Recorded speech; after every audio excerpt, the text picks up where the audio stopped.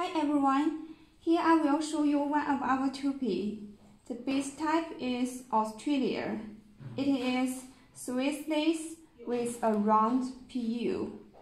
And it is breathable and the front, it is very natural. Now I will show you how we apply it.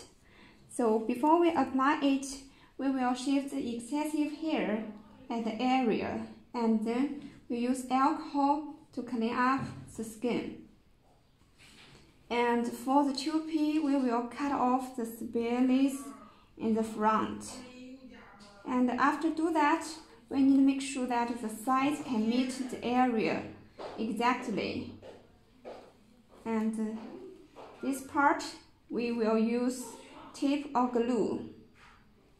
Before do that, let's apply it from the front to the end. And then you can cut and do the hairstyle as you like. After do that, you can treat it as your own hair. You can wear it to go swim and to do sports. And after do that, you will clean up it once a month. You can just slightly pull out it and use hair remover or just use water to clean it.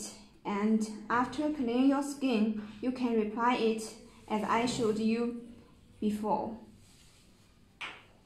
Okay, thank you.